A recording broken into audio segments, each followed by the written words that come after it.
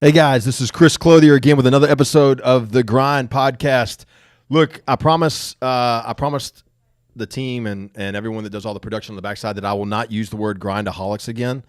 But for those of you that join me on a consistent basis and enjoy the content, that send us thank yous, even comments, whether it's in social media or through email, whatever. Look, I really appreciate it. I love the feedback. The team makes sure that I see everything and we try and respond to as much as we can. So I'm excited. I'm excited to be here with another episode today. And this is today's episode. They wanted me to do something. They wanted me to talk about something. Well, there was multiple topics that we were going to try and tackle in different episodes. This one's going to be kind of an amalgamation of a bunch of different topics that I've wanted to bring together, talking about an entrepreneur's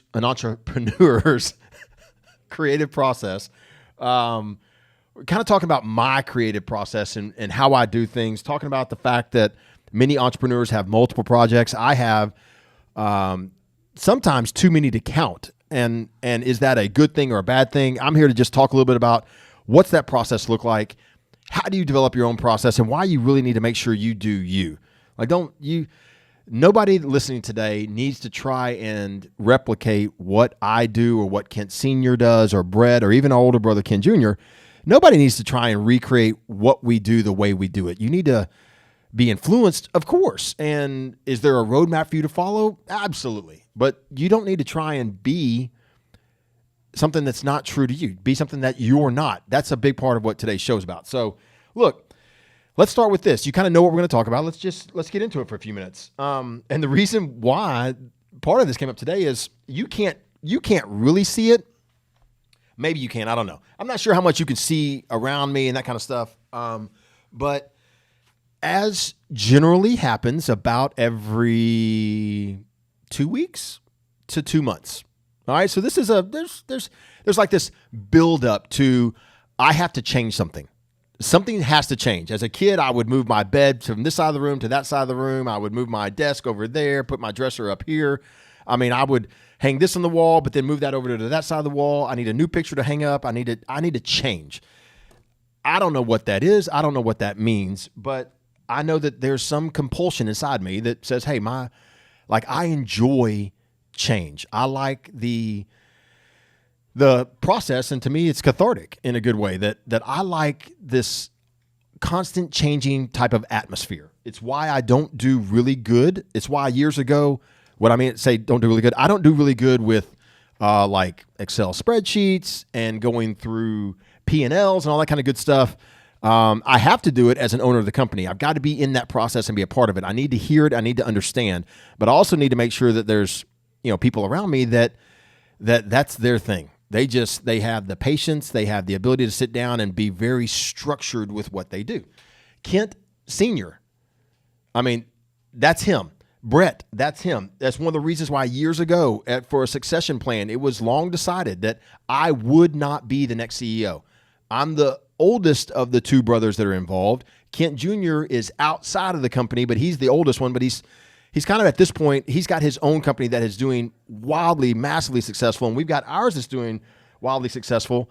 It's unrealistic to think that Kent should come in and be that next CEO, although he, certainly has the chops for it. The point is that the one thing we knew for sure is I wasn't going to be, because this is not, that's not what I do. I thrive in chaos. I love chaos. It's one of those things that for whatever reason, it just, I remain calm. I remain fairly focused when I'm in the middle of it, because all my life, my days are pretty much built around chaos. And I have this, this disposition that says, I love this. Let's go. Come on. The crazier, the better for me. Now, is that always true? That's that's this big, weird statement of, does that ring true all the way through? No. I don't want things to be chaotic all the time, but chaos doesn't bother me. There's zero fear for me when it comes to chaos. So I'm sitting here today and we're recording podcasts, and we know we're reporting podcast today. So what do? I do the one thing that I should never do, and that's get a power tool. All right. And I begin to take my desk apart. And I freak out. Y'all have never met Isabella. She's behind the camera, but she's looking yesterday and she's like, there's zero chance we're going to record a podcast because I literally have screws and metal pieces that hold, a desk together that rises and up and down. It's got all these electronics to it. There's just stuff everywhere. I mean, as I undo a screw, it just falls to the ground and bounces around. And I don't know. I mean, I'm using the power tool. I'm disconnecting everything. And, I feel like in the end, I know what I want and I know where I'm going and I have this process to get there. But do I have a roadmap for it? Hell no. I don't. I'm just doing it at this point. I want this done. I look it over. I kind of, think to myself, I think I can see what I need to do here. I will let you in on a little secret. The desk is back together. This is the little tool that is supposed to make my desk go up and down. It doesn't work, but I'm okay with that. I'm good. I'm still gonna survive. I'm gonna be okay. I took this on. I kind of thought where I wanted to get to. I got most of the way there, and I feel fairly successful. I've got a desk that I can still sit at, and it's still. I mean, for the most part, it's not going to go anywhere. It's holding together. So that's good for me. I thrive in this kind of environment. I wanted to change my desk. I wanted to get rid of this L-shaped thing. I felt claustrophobic and kind of boxed in when I was sitting at my desk. So I just went and did it. I got a power tool. I got underneath the desk, and I just started, just hitting all the screws with it. I did everything. I just undid it all. And I'm not 100% sure what I broke, but I broke something. But that's okay. My desk is back together and it operates, and I can sit here and do this for you today. Isabella walks in this morning and she saw, when she first walked in, she saw the mess and she was like, this is the most chaos I've ever seen. There's absolutely no way we're going to record podcast today. Now I can't do my job. And, she's clearly doesn't operate the way I operate. She clearly does not thrive on chaos. She thrives on structure. Like she's fantastic behind the scenes, marketing, social media, all these different things, recording podcasts, putting audio and video together. It's a very it's just a structured 1, 2, 3, 4 type thing. I am like 6, 7, 23, 9, 1 divided by 6, negative numbers. I'm all over the place. It doesn't, it just makes sense to me. I'll tell you something really funny that other entrepreneurs may relate. I mean, I think this is probably highly relatable to a lot of entrepreneurs out there, that this is just kind of the way some of us are in our thought processes. It doesn't mean anything. It doesn't have anything to do with being successful or not. It's just kind of the way we operate. But like numbers make sense to me. Language makes sense to me. I love, learning new words and putting language together. I love reading books. I'm horrible with spreadsheets and that kind of stuff. But when it comes to just math things and understanding percentages and values and, there's just these, I don't know what it is. They just make sense to me. And I can do a lot of math stuff in my head. I can remember conversations. I can remember when and how to use language and words or something I read in a book somewhere. But I can't remember people's names. I mean, I get people that I work with all the time. Their names, I have no idea. And it's, that's just, I don't know what that means. It's just one of those things. It's just this chaotic messiness that works for me. I think Isabella trademarked the word brain strategy or something strategy or something, it's kind of weird, like how my brain is just so different than everybody else's. So if you're one of those people that thrives on chaos, the mess doesn't bother you. Like my office is just a disaster. It looks nothing like Brett's office. Brett's office is it's pristine and put together. Anybody that's ever been to our offices and visited us, sometimes they make me close my door because there's a little tad bit of embarrassment by the rest of the clothiers. They're like, oh my God, how are we going to let people see his office? But, I look at it like this is me. This is who I am. I can be a little bit foul mouthed. I can be a little bit, kind of out there and spin off the earth a little bit when I get going on certain things. But, so what does that mean as a entrepreneur? What does that mean for you? It means be you. It means that do what you need to do to be you. Don't violate who you are. Don't change the way you approach your day. Don't change the things that make you successful and make you, kind of make your personality and who you are. Don't change. I mean, you're going to be who you're going to need to be. That doesn't mean you can't grow. That doesn't mean you can't improve on etiquette and improve on, strategically, presenting certain things. It doesn't mean that you can't clean the mess up around you. That's me. I get to the point where on the day I'm going to clean, I go all out. I clean everything, and it looks, wow, it's amazing. But then I'm going to spend the next 3 weeks just messing it up. Like, I don't have food sitting around on my floor or nothing like that. I don't want to make it sound crazy, but it's the mess doesn't bother me. Most of the time I don't see it. What I see is what I'm focusing on, which kind of takes me to another point I want to make. And that is, I'm not real big. Well, I'm not real big on a schedule. I get told all the time, dude, how do you keep a schedule? Like, you've got no calendar. It's not in your phone. It's not, handheld. I've tried every different way of organization thing. I've taken all these different classes. I've probably spent thousands of dollars from people trying to help me be organized the way they think I'm supposed to be organized. But I flip it around and I say it differently. I'm not unorganized in my view. Am I on time for every single meeting? No. And some people are like, hey, isn't that disrespectful to the person that you have the meeting with? And I try and point out to everyone, like, if I have 2 30-minute meetings back to back, and my first one runs over by 10 minutes, and the next meeting somebody's offended that I'm 10 minutes late, I want them to understand that I'm not 10 minutes late to you. I just gave my full attention to that last person I was in front of. Like, I'm not thinking about what I have to do next. I'm not worried about that. Now, do I try and be polite? Do I try and let people know to respect them? Absolutely. Am I the best at it? No, I miss sometimes. But my point is, when I'm with whomever I'm with, if I was 10 minutes late getting here, I want you to know that while I respect your time, I want you to understand that I'm so respectful of your time that you're going to get 100% of mine when we're together. And if that means that I am late to my next appointment because I am 100% focused on you, that's what I'm going to do. That's the way I view that. Am I late? No, I'm just super focused on where I'm at. And sometimes I'm able to get things done like in a perfect time scale. Like, I'm done with this meeting in 25 minutes. I've got time to prep and get ready and go right into my next one. And I don't expect anybody to wait on me and stop for me. I don't expect anybody to change the way they are, change who they are and what they do. I mean, around here, Kent Sr., he runs his meetings. It is what it is. If I walk in late, then I'm walking in late. I miss something, I miss something. If he made a decision, or him and Brett made a decision, they'll pull me up and tell me about it later. And the purpose of that is that everybody runs the way they run. But I can guarantee if I was late to a meeting, whatever I was doing had 100% of my full attention. I wasn't halving it. I don't half-ass that. It's not a thing of where you're going to get part of me, but my mind and my next foot is already out the door and on to the next thing I got to do. Because I'm so structured and scheduled, and no, that's not me. And look, I get it.